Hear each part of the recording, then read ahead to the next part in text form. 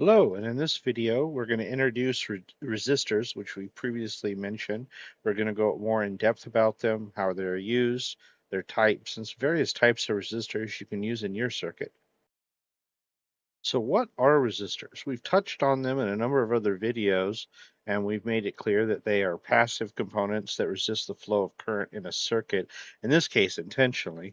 They can be made up of a number of different types of materials: carbon composite, carbon film, metal oxide film, wire wound, and foil. The material itself probably won't matter too much as you get started with circuits, but there may be applications where it could be important.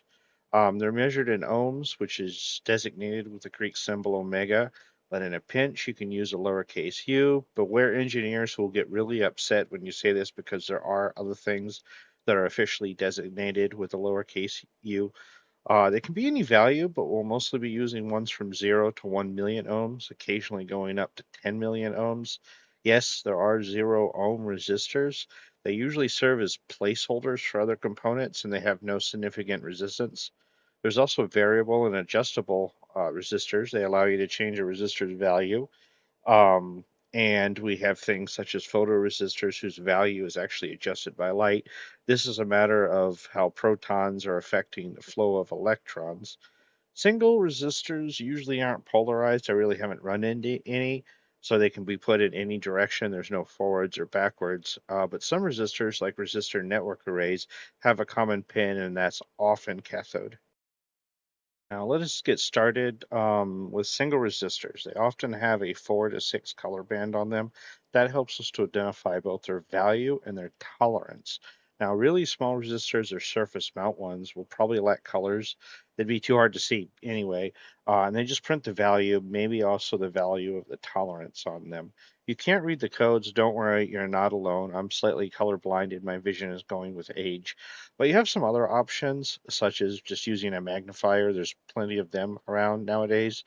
Even your smartphone, cell phone probably has one.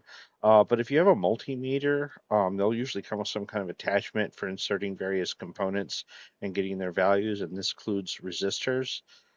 Keep in mind there is a tolerance or certain allowed a value of variability in the value.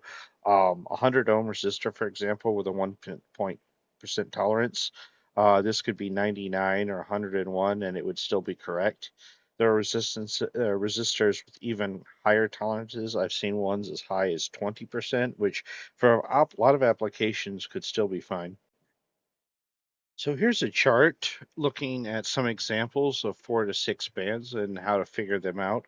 Don't worry, there are plenty of online calculators from various manufacturers such as DigiKey, DigiKey, um, and that can help you a lot. Of course, obviously seeing the bands, there's ways around that as well. You're going to have at least 3 bands on the left, which indicate the value, and one on the right that indicates the temperature.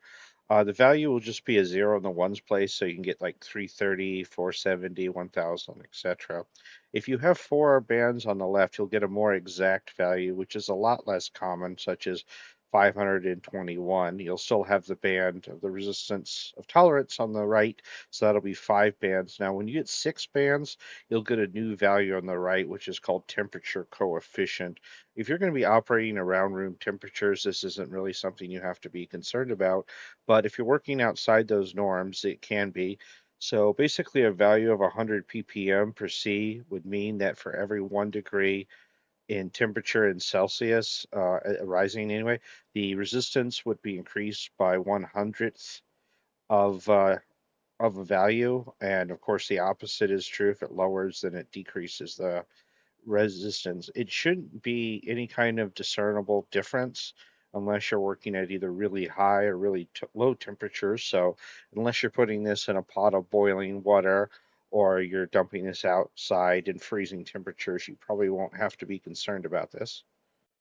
Now here's a picture of a couple of types of single resistors. Notice the colored bands on them. And keep in mind if you see a gap that indicates the difference between the left and right sides and how to read them. In some cases that gap may be near impossible to see, but it's really apparent in the fourth and sixth ones, as you'll notice. One of them is 5 band and the other is 4 band, the one at the bottom. Individual resistors, especially ones that are close together, can be annoying and even cause unintentional short circuits. The solution, of course, is resistor network arrays. These are small inline pins that are packaged together, several resistors of the same value, together with a common pin. This common pin is often a shared cathode, indicated by a small dot above it. It's possible you can also use this as common anode, but simply use them as cathode because that's what's advertised on the package. In theory, you can get any number of them with any number of pins, but it seems SIP5 and SIP9s seem to be the most common. This means it can do 4 or 8 resistors plus the common pin. Since they share a common pin, you need to be careful to align them correctly. And if you're using it as a cathode, that's only one connection to ground. Since this is a solid package, you can't just easily bend them like single resistors. You may have to factor this in for your circuit. Now here I've made a SIP5 in Falstad. There's a newer feature that allows you to make subcircuits, so it effectively lets you make your own parts. In this case, it's SIP5 at 1000 ohms per, and it really wouldn't be too much more work to either change the value or make it a SIP9 or whatever I need. Now, an important thing we've yet to discuss is Kirchhoff's law of voltage division, and in this you can use 2 or more resistors to act as voltage dividers in a circuit, because the voltage is going to change after each resistor in series. With a single resistor, I mean, obviously it lowers the voltage, and that could be useful, but with two, you can change a ratio there. And this is sometimes known as resistive dividers, and it's the simplest way to divide voltage. If you have a circuit that somehow needs a lower voltage than could be supplied, this is an easy way to achieve this, and this is certainly going to come up in later videos. The value of resistors affect the current, while the ratio between the resistors is actually what affects the voltage division. Potentiometer can also act as an adjustable simple voltage divider if all 3 terminals are used, but keep in mind this only does simple voltage, kind of equivalent to using 2 resistors.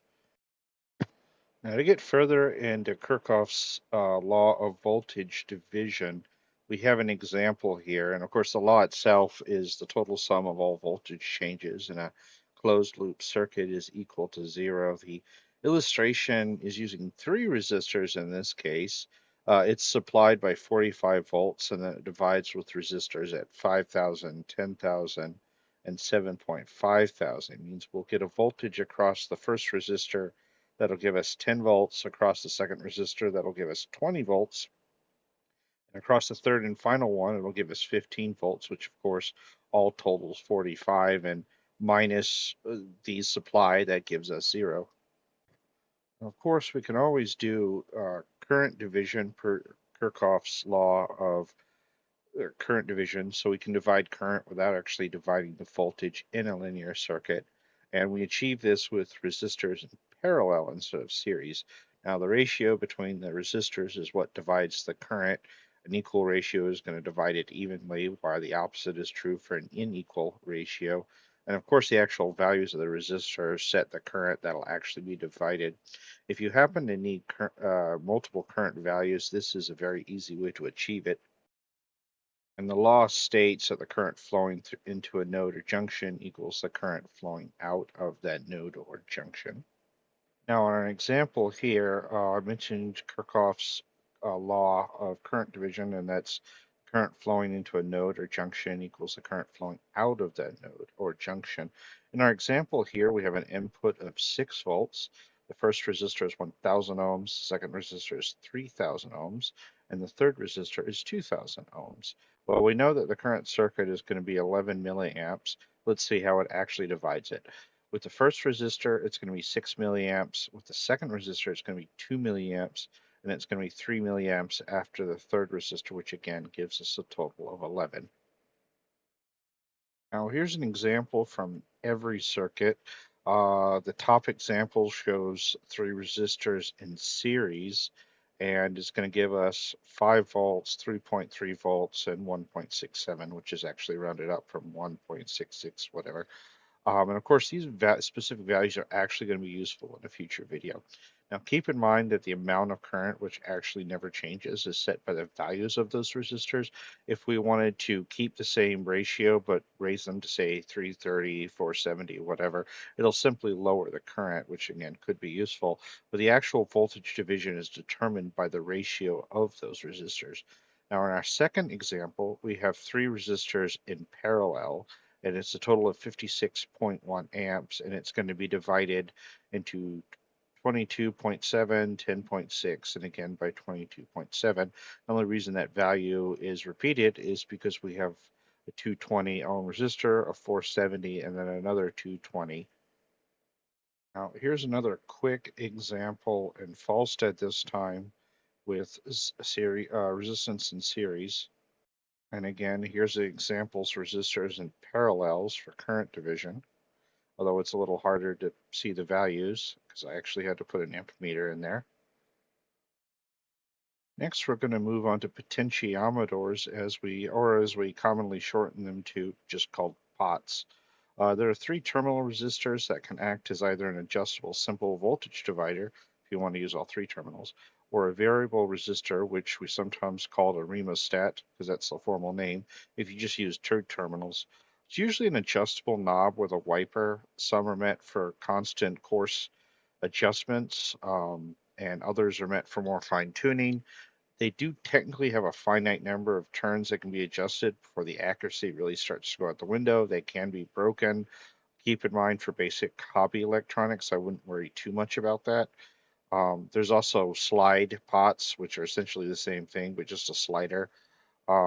Think of old style radio tuners that weren't knobs. And then there's finer tune ones. They can be either thumb pots, which are meant to be adjusted with a thumb. If you remember old CRTs, you might have some knobs in the back for vertical hold or whatever. And then there's trim pots.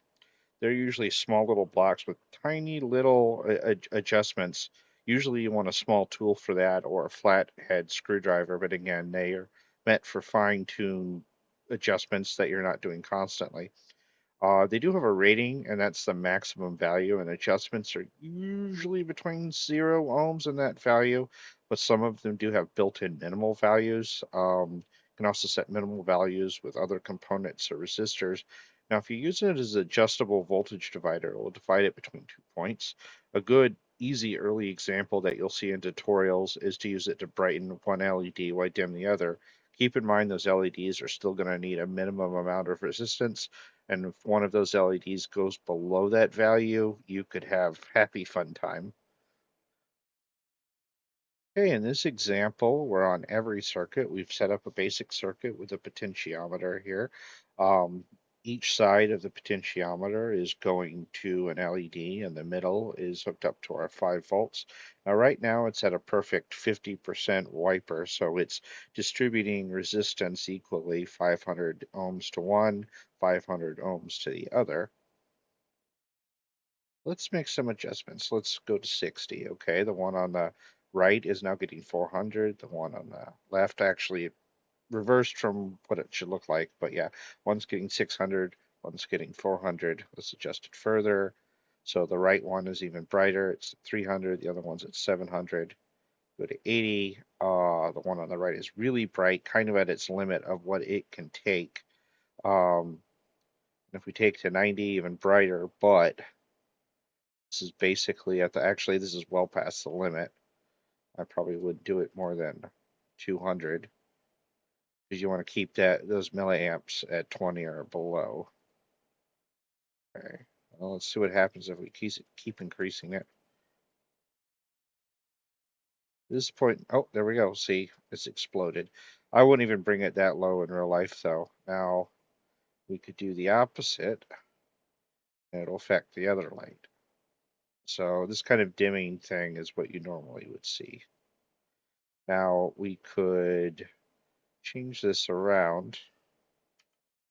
Let's move this. Let's move out one of the lights. Let's remove the node there. We could surround. Let's do one end to, let's see, trying to remember here. I'm having a little bit of brain fog, but let's see, one to one end, one to the other. This is as a remostat. So yeah, basically we could bring up it, bring down. I think I've done something.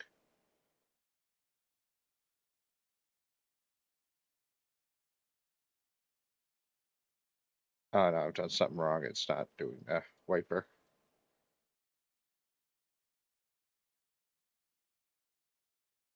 Just as prone to mistakes, if even more so. Let's see.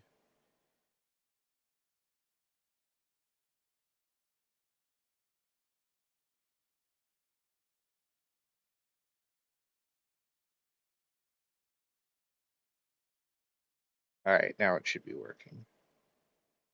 Okay, in this case, we're resistance down or up. Same thing. We're just adjusting this. So it's a basic dimmer switch for an LED. Next, we're going to talk about photoresistors, or as they're more formally known as light-dependent resistors, or LDRs. They're usually two terminals, and they act as a variable resistor based on the amount of light absorbed by the attached photocell. You'll often see them in kits, or at least you'll see some kind of other photocell or sensor in a kit. It has a rating of a theoretical zero and whatever it's rated for, but in practice, you're never going to have complete light or darkness, so you'll probably never reach these numbers exactly. You'll probably want some other resistors, components, or even programming to fine tune this into something that's useful. All right, next we're going to talk about thermistors, where resistance is based on temperature. You can either get one that's positive temperature coefficient, or PTC, or one that's NTC, which is negative temperature coefficient. Now, PTC is used a lot with safety protection because the temperature rises, resistance rises with temperature. So, like heat from a fire could trigger something. And then you've got negative NTC, which sometimes is used with sensors, phone batteries, and again, it decreases with temperature in that case. Generally speaking, they're about as precise as photoresistors, maybe even less so. So if you really need something that's accurate, steady, there's more complex and better components for checking temperature. Next, we're going to talk about something that's not is more of a concept than any a type of resistor, and that's pull up and pull down resistors. This can be important of certain kinds of circuits, especially ones that need what I call a default state of either ground or VCC, or which is power. This is important because input lines and pins, if they're left floating, it could be any type of value. You can get random amounts of voltage from whatever. This can completely mess up your circuit. When we have something like this, we either call it a floating input, floating line, floating pin, whatever. A really easy example is this is when you put a button in your circuit, you clearly want it to be either pressed or not pressed. So typically high or low. You don't want some random voltage coming along that suddenly registers presses that aren't really there. Certain protocols, something that we'll really get into more in depth in later videos, like I2C, they require pull down resistors to maintain that kind of default state since they can only pull down a voltage, or you might encounter something that's vice versa. Commonly, reset, enable, or boot pins need something like this. Otherwise, something may randomly activate or reset, enable, or boot when you don't want it to. Commonly, I've seen them at 1K, 4.7, and 10K are very common values. When in doubt, you're probably good with 10K, but you should always double check. Now, that was just a lot of material that we covered, but just to quickly recap, resistors are passive components used to intentionally resist the flow of electricity in a circuit. They are measured in ohms, and that's usually designated by the Greek symbol omega. Many single resistors will have color codes of somewhere between 4 and 6 bands that help you identify value, tolerance, and sometimes even temperature coefficient. If you have a multimeter, and frankly you should if you're working with hobby electronics, you can use it to actually check the resistor values, although keep in mind that the tolerance for the resistor allows for some variability, 5 to 5, 20%, whatever. Potentiometers can function and divide voltage, or they can act as variable resistors. You also have thumb pots and trim pots for more better fine tuning. I also mentioned photo and temperature resistors. You may encounter these in hobby kits, and they're a great way to see the principles, but they're not very useful in practice. Lastly, we also talked about the idea of pull up and pull down resistors, which I assure you is going to be more important in later videos. Well, until next time, have a good one.